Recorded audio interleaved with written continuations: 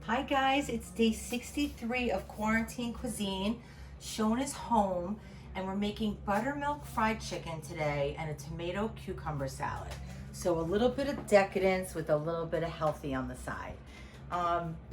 I've made fried chicken for you guys before, but I'm making it today because we did a Facebook Live on Friday and we did our spatchcock chicken, and I cooked the one that I had marinated the night before, but I also did a demo of that chicken, and we're not going to eat two whole chickens in one day. So this is the second one. This is the one that I demoed as far as just spatchcocking it and taking the backbone out, right? So what I did was I decided, it also had the rub on it, okay? So, and it was sitting in my refrigerator. So what I did was yesterday, I poured a small bottle. It was probably like, I don't know, a quart of buttermilk over the chicken. So there's the buttermilk in here, and then the color is from all the spices from our spice rub that we made with the turmeric and paprika and garlic powder, and you can go back and see what that spice rub is. So that's what we have here. So I broke down the chicken, and it's been marinating in buttermilk. And buttermilk is really nice to marinate your chicken in because it has lactic acid in it, and it really tenderizes your meat, okay? So what I want to do now is, this is here, I have a sheet pan here, I have my oil on the stove, and I have some all-purpose flour. And you know how I like to season everything, right, in layers. So to this, I'm going to add just a simple amount of ingredients. Not a lot, because we do have that rub that was on the chicken, so there is a lot of flavor. But I'm going to put some paprika, a little bit of chili powder for some heat, but not a lot. And, I like putting paprika in my breading or flour because it adds really beautiful color to the chicken, to the exterior of the fried chicken. Okay, so I put a little bit of salt, some garlic powder, and some black pepper. So really easy. I'm sure you have all of these in here. I talk about turmeric a lot because it's really good for, it's a really good anti-inflammatory. And I definitely like that, but I don't put it usually in something that I have to handle. So, excuse me, if we put it in here, we might get those yellow fingers if we're eating the fried chicken with our hands. So that's the only reason why I wouldn't put it in here. But you can put it in if you like. Okay, and especially if you're using a fork and knife, then it's fine. But I like to eat fried chicken with my hands. That's just me. Okay, so I'm mixing this around with a whisk just to blend that together. And we're just going to take all these pieces. Now, we have the legs, we have the wings, we have the breast. The breast I cut into 3 pieces. So we're just going to do like a nice coating. It's not going to be super thick. It's just going to be just lightly coated, okay? And we're going to let it rest right there. Here's a wing. And you could use breadcrumbs for this if you wanted. You could also do a double breading, which I think I've done for you before, where you put it back in an egg mixture. Here's a thigh. And then put it back in the flour again and get that really crispy, kind of like Kentucky Fried Chicken, really crispy coating. But this is going to be fine. This is just fine.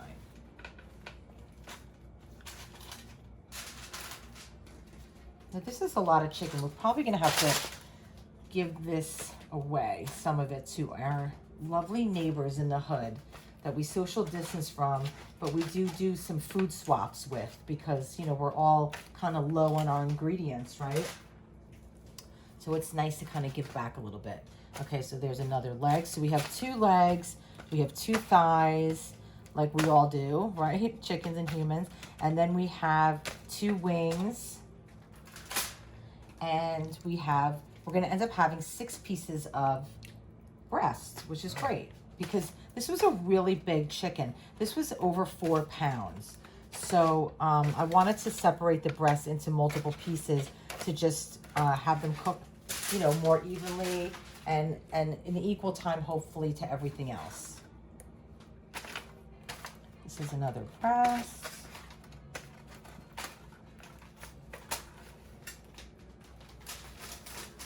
Okay, I'm going to check my oil for a minute because if it's ready, I'm gonna start frying some of those pieces. And it looks ready. If you can see those bubbles, I like to use the back end of a wooden spoon, only wood. Don't put stainless or anything else in there, or rubber spatula. I just want to do the back end. And you see how those bubbles are really rising up at a rapid pace? That means that my oil is ready. So let's just get a couple of these bigger pieces in here to start, okay? So I'm just gonna kind of go back and forth here, Parks. Yeah, all good. And what happens is, you know, when you put chicken in your oil, I'm going to turn this up a little bit, you know, the chicken is cold, right? And I took the chicken out of my refrigerator about an hour before we started this demonstration. So you want to do that because you don't want the internal temperature of your chicken from the refrigerator being so cold to lower the temperature of your oil tremendously, right? It takes a while to get your oil up to temp. And it's going to lower no matter what, at least like 10 degrees, maybe 15. But if it was ice cold from the fridge, it could lower it like 30 degrees. And then that's when you get a greasy chicken. You really want your oil to be at temperature, and the hotter it is and the more room temperature your chicken, the more even it will cook and the crispier it will get and the less oil it will absorb. Okay? We'll put one more piece in here. And as I, always mentioned to you, I only filled my oil up a little bit below halfway because I don't want to have, this overflow. And we are going to finish this in the oven. So we're going to do this in stages. Okay, so this is perfect. So we'll come back here. Hi, Park. Sorry. Once I get this breaded, then we'll just be over there for a bit. All good. So, that's good. We don't want to crowd our pan. And I didn't want to get my big beast out right now. I just wasn't in the mood to deal with the big beast of my La Cuisine. So we're going to do it, in 2 stages. And that's just fine. But that's good, because most people probably don't have that big beast. Yeah, probably they don't. So this is probably more helpful. Yeah, this is more helpful. So anyway, we're just going to bread these. And this is more the smaller pieces. So that's good. We'll give those guys a head start. And we'll cook them maybe a little bit longer in the oil than we would these guys, and then we'll finish them all in the oven at the same time.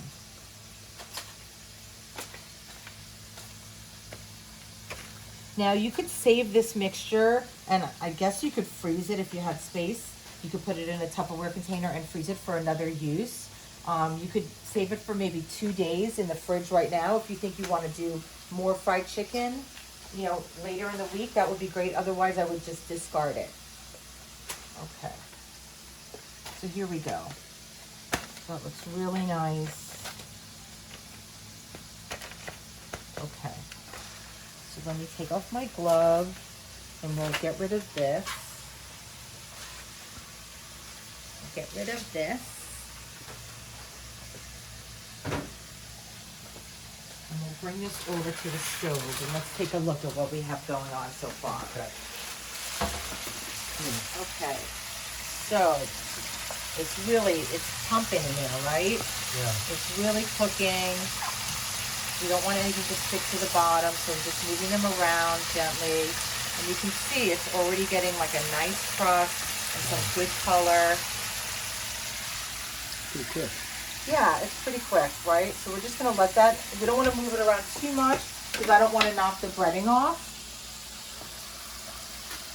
Okay, so let's come back over to our cutting board. So with this, I wanted to do something, a little bit on the healthier side so that, we could have this for lunch, the fried chicken, but also, we could have like a nice salad with this, something really crisp and refreshing and healthy.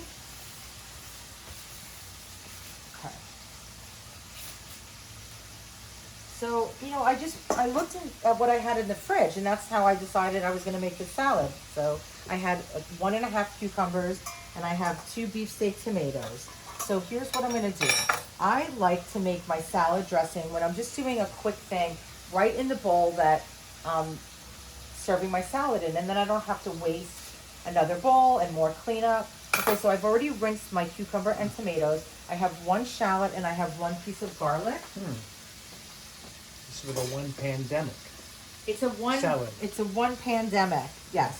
So I'm just gonna smash my garlic down. I'm gonna take out that green in the center and discard that because it's a little bit bitter. Let's see what our shallot looks like. I'm gonna smush him down too. And we're just gonna chop this up really fine.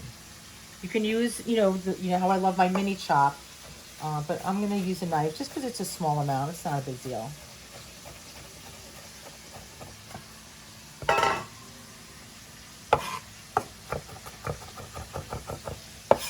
I love these cleavers, these Japanese cleavers, or Chinese cleavers, excuse me. You know, they have a nice weight to them. They're relatively inexpensive. You can get them at probably at Costco, but also at Chef Warehouse stores. They tend to have them, and they're definitely under like 50 bucks, you know, and they last a lifetime, and they're really, really good at breaking down chicken bones. I like them a lot.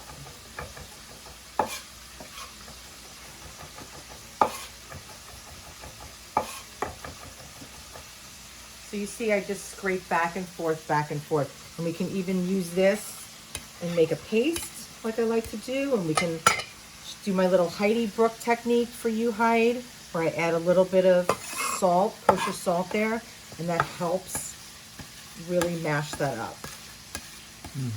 Okay. Okay, so that's it. So we have a shallot and garlic.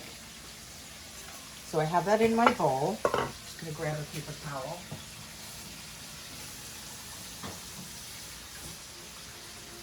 And you know what, Perks? Let's go over to the chicken for a minute. Okay. Let's make sure that we're in a good place over here. Good, Okay. good.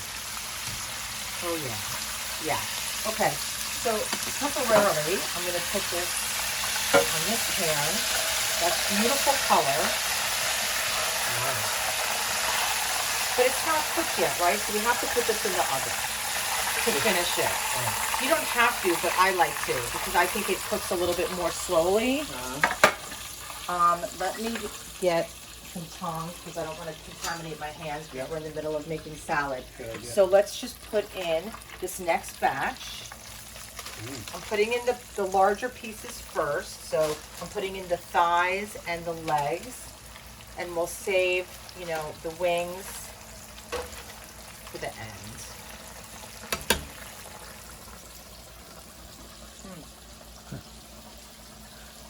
Really good. So good. Yeah.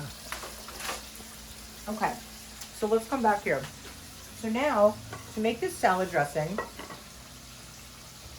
I'm gonna actually use this paper towel that I just wiped my hands with and put it on the bottom of my bowl. And that's gonna allow me to make a salad dressing here and not have the bowl wobbly and go all over the place. So the way I like to start most of my salad dressings is with a little Dijon mustard, and that'll help us emulsify this dressing. So I'm putting about a heaping teaspoon. I'm gonna add probably 3 tablespoons or so of red wine vinegar.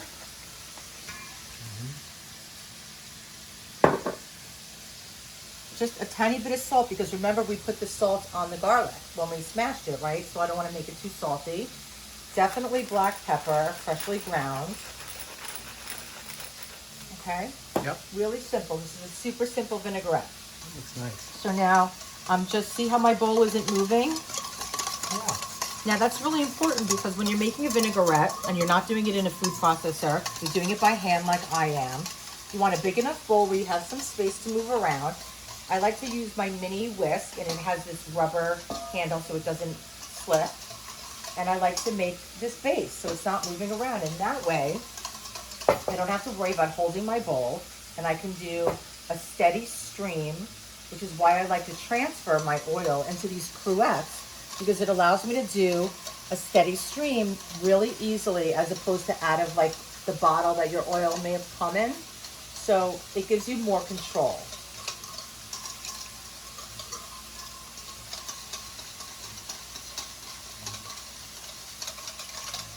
So you want to start off slowly and get that emulsified. We could add some fresh herbs to this, and I think we might add some fresh basil at the end. We'll see.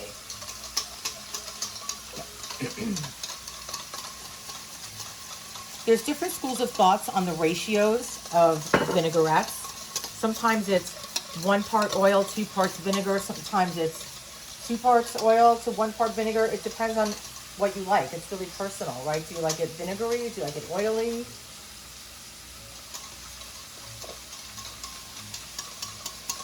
And I'm using red wine vinegar, which is, you know, it's pretty strong, but I like it with tomatoes and cucumber very much. Very simple. Okay. So that's it on our vinaigrette, okay? You just taste that? That's great. Let's go back over here.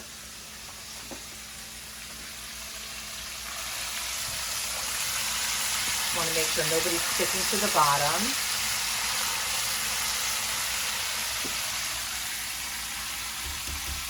Okay, while we're waiting for that, I'm just going to transfer these guys over here for a minute so I can get my chicken up here. Because what I like to do is I like to cook it on a sheet pan. I put foil in there so we don't have to wash it afterwards. We can just throw out that foil. But I like to put it on a rack. And the reason why I do that is because if it's not on a rack, then the chicken is literally sitting on the pan in its own moisture. And so what that will do is it'll not be as crispy. You know, we're going to spend all this time frying chicken. We want it to be crispy and crunchy. So we want the air circulating throughout. Does that make sense? Mm-hmm. Okay. And Parker, if you taste this, thank you. That's just the breading, and you can taste the flavor in there. Oh, that was really crunchy. Really, really good, right? Yeah, really, okay, really good. So I'm taking these other pieces out. They look really nice. Wow. And a lot of that color is from the chili powder and paprika that we put in it. It really gives this beautiful golden, not red, but golden color. So it kind of gives you like that little head start, right? Wow. Make sure I don't drip oil on my open toe. Okay, so now lastly, I'm going to put in these, I have 3 more pieces to fry.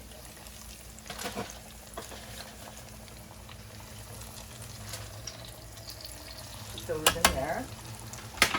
Put a little foil.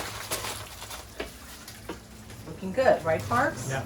Okay, I'm just going to give my hands a quick wash. Okay. Make sure I don't have any chicken on there. Good.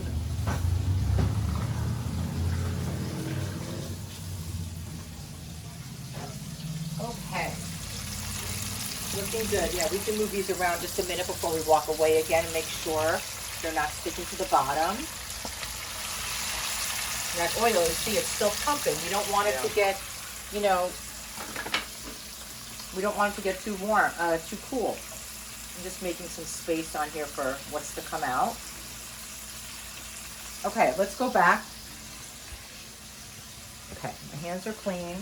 So now, we have cucumber.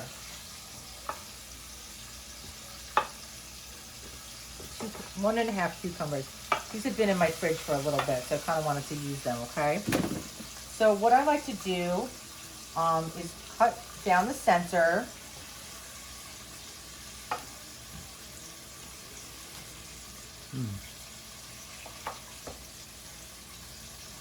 I'm actually meant to stripe this. So let's just take the peeler, it's not too late, and just make a little nice stripe on there. Just for the color, so it'll look a little zebra striped.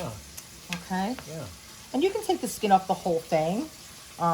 If you don't like the skin, it's totally fine. I like the skin of a cucumber, it doesn't bother me. So I'm just doing this for, you know, to make it look a little prettier.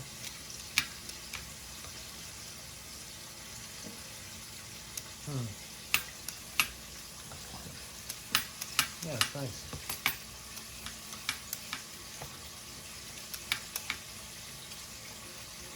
It's easier to do this before you cut it. Oh well. You know.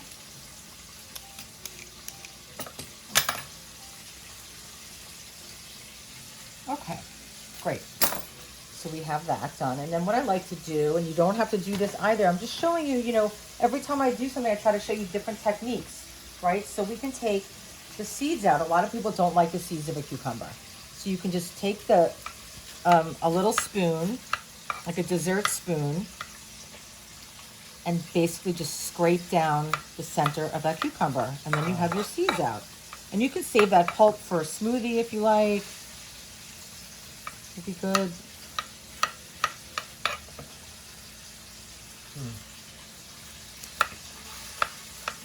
Okay.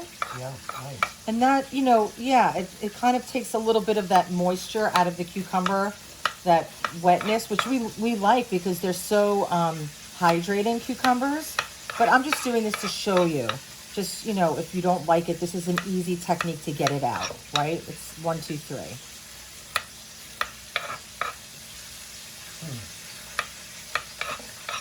So Parker, if I ask you to do this to a cucumber, you can do it, right? Yeah, totally. Take the seeds out? Yeah, it'd be fun.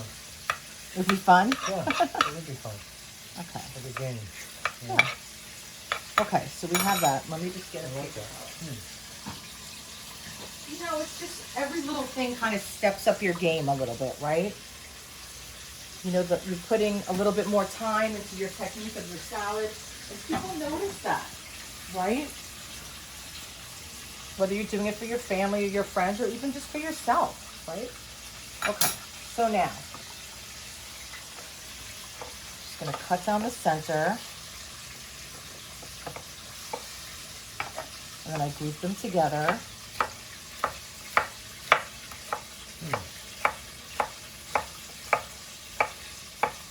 It looks refreshing. Yeah.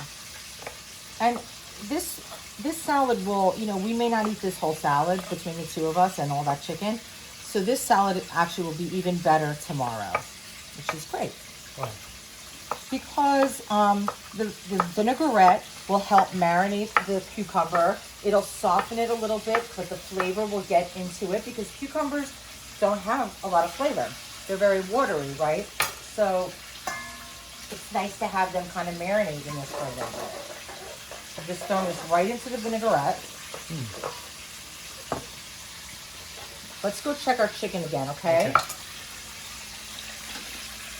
You don't want to forget about these last pieces. Yeah, they're ready. So I'm going to turn this flame off. Wow.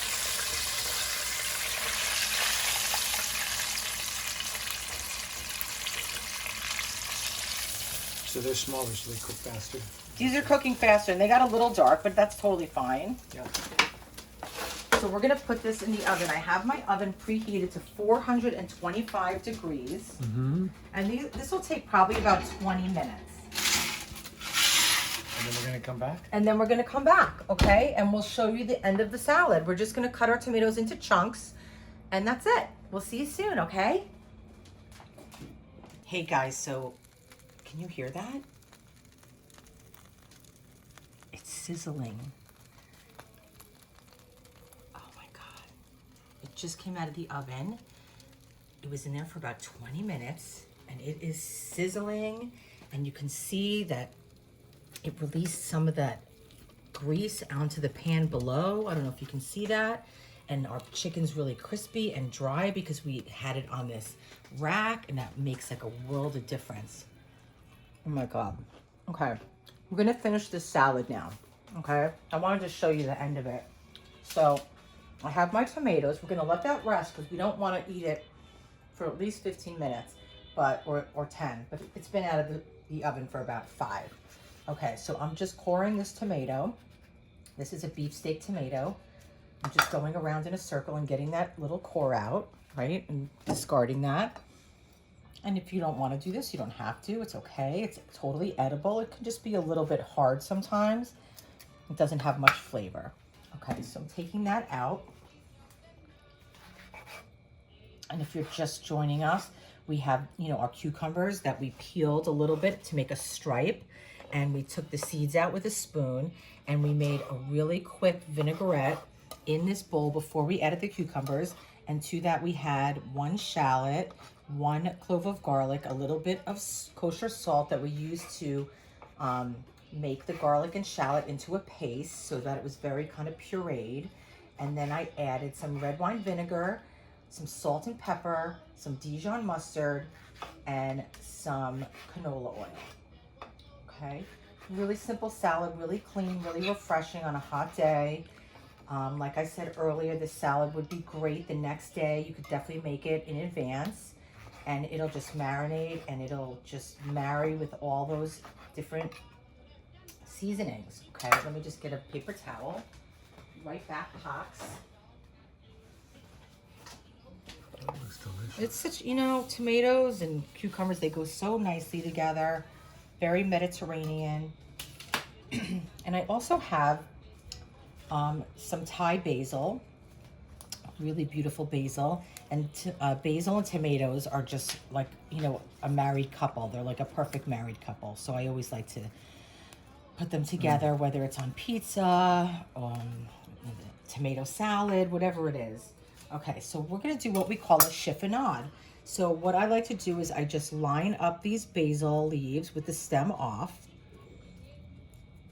And you could just bunch them together. You don't have to be so anal like that, but I just wanted to show you the technique. And you just roll the basil. It's like a stack of cards, right? And then we just roll it. And then we have this little like cigar roll. And then we take our knife and gently, I don't want to press hard, because when you press hard, cutting through basil or fresh thyme for that matter, or even oregano, it will make it black. So we want to preserve, you know, the integrity of this by just gently going through it with a knife. You could also rip it with your fingers. And look at how beautiful this is. These chiffonades. Wow. Right? These Yeah, beautiful pretty. chiffonades. So we're just going to add that. And if you were to make this a day in advance, I would wait and put the basil in the day of, because it will tend to turn a little black. Okay, so that's our tomato cucumber salad. How delicious does that look, and refreshing. We got the shallots and the salt and the red wine vinegar, and we're just gonna let all those flavors marinate together. Give it a little taste. Yummy. So good. I'm gonna add a little bit of this Maldon. It's Maldon. Someone was asking me the other day. Maldon sea salt. It's a flaky salt, and it's for finishing. And it adds a nice crunch and a little bit of it just lifts the flavors of everything. That little salt elevation, I like to call it. Okay.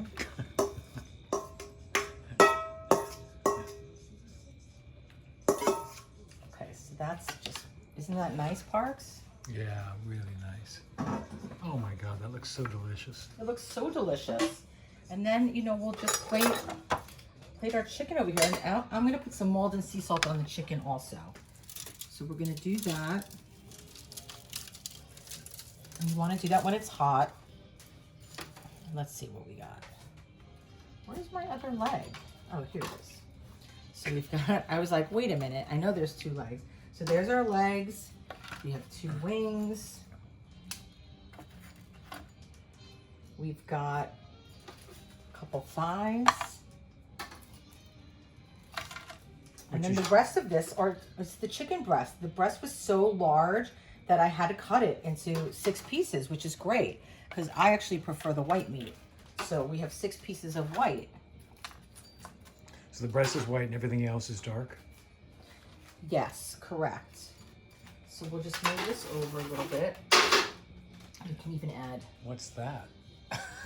Oh, well, we're gonna taste that. So we can just add a little bit of basil there. Okay. And that looks pretty.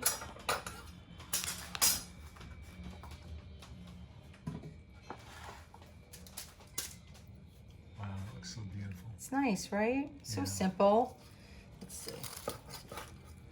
Ooh. Oh, wow. Look at how juicy that Let me get is. close because that really is amazing if they can see. Oh, wow. It's still smoking, but it's not super hot to the touch. So letting that rest is really important because you see how we do have some moisture on our cutting board, but it's not spilling out like a gravy or a juice, right? That's just natural juice, but all the juice has stayed in the meat and not on our cutting board. So let's give this a taste. And you go against the grain? Is that what that is? I do. And the grain goes which way? Well, it's hard to tell when you have the I fried never can chicken tell. coating on. Yeah. Hold on. You may need to keep checking that. So, the grain goes that way. Uh-huh. So you will cut this way. Okay. So yeah, you cut across the grain. This is so juicy, you guys. It is so delicious. Parker, would you want to try that? Yeah, I do. Thank you. I really, oh boy. Oh my God. Mm. Really good. Okay, I know you can do it. I'm speechless. That was delicious. You can do it. Cook with me.